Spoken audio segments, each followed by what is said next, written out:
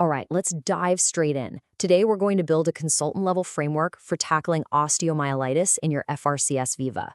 Now, this isn't about just reading facts from a textbook. This is about structuring your answer to show a modern, deep understanding of bone infection. Let's get started. So here's our game plan. We'll kick things off with a really crisp definition, then pivot to what I think is the most crucial concept, biofilm. From there, we'll walk through the patient journey just like you would in practice. The diagnosis, the core pillars of surgery, some of the advanced reconstruction techniques, and we'll finish up with those high-yield pearls and common pitfalls that can really make or break your performance. You know, every solid Viva answer starts with a confident, precise definition. It just sets the right tone and tells the examiner, okay, this person has their fundamentals locked down.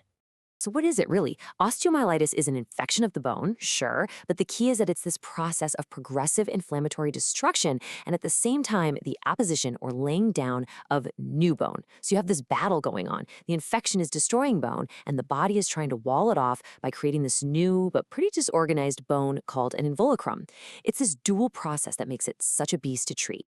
Okay, now we get to the idea that's going to elevate your answer from a trainee's to a consultant's. We're moving past simple timelines and getting into the real science of why chronic bone infection is so darn persistent. And that is the biofilm paradigm. Dropping in a quote from a key paper like this, that immediately tells your examiner you are current. It signals a major shift in how we think. See, the important question isn't how long has it been there? The real question, the surgical question, is what is the biological environment of this infection? And this slide really lays it out. The old time-based system, acute, subacute, chronic, it's just arbitrary. The modern approach, based on pathophysiology, is so much more useful because it identifies the real enemy, an avascular substrate.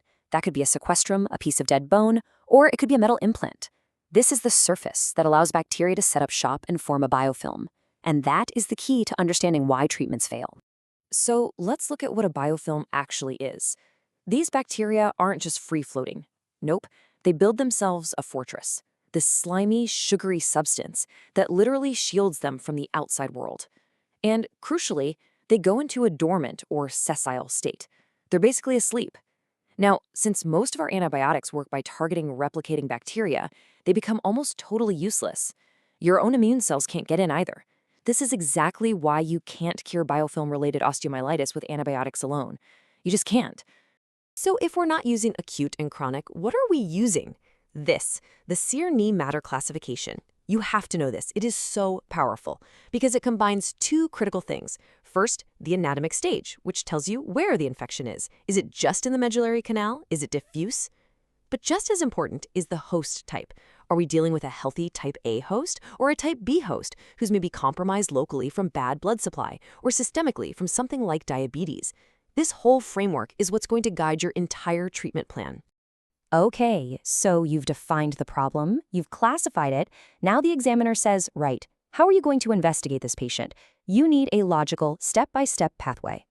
You start with the fundamentals, right? The history helps you figure out the host type, and the exam might give you the money shot, a draining sinus. If you see that, it's basically pathognomonic for chronic osteomyelitis. When it comes to labs, remember, the white cell count is often totally normal in chronic cases.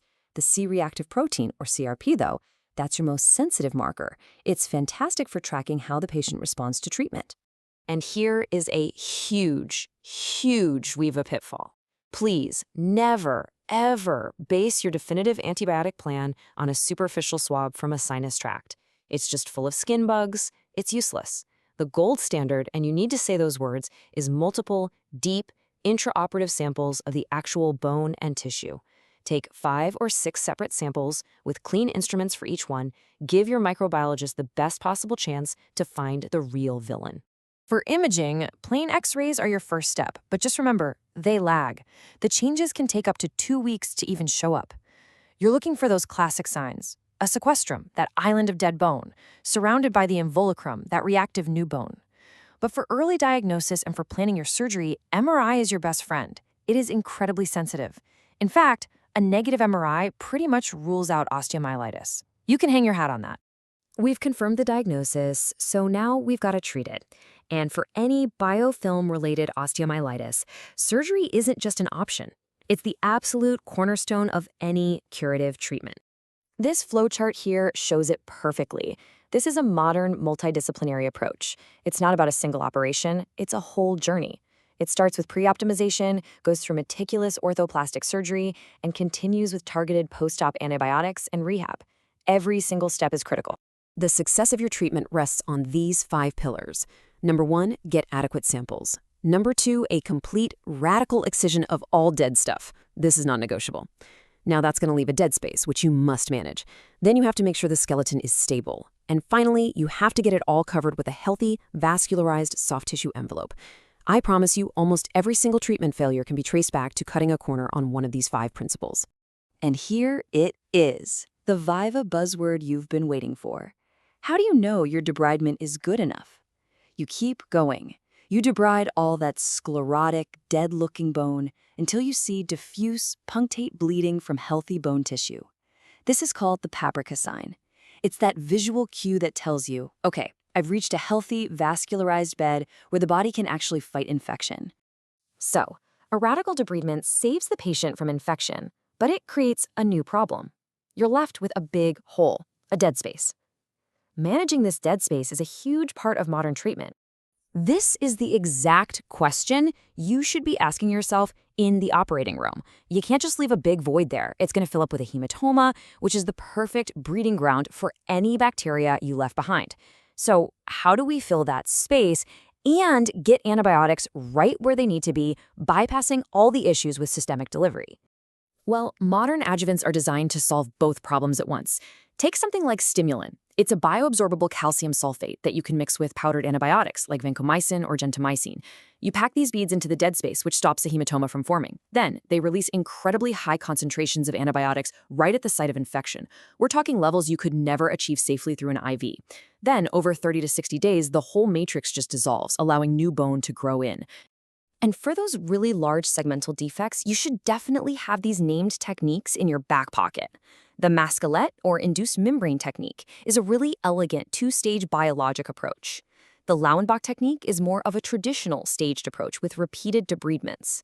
Just being able to mention these shows a much deeper understanding of complex reconstruction.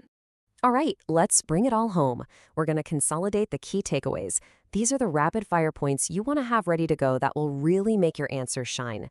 You absolutely must know the Oviva trial. It was a game changer, published in the New England Journal of Medicine.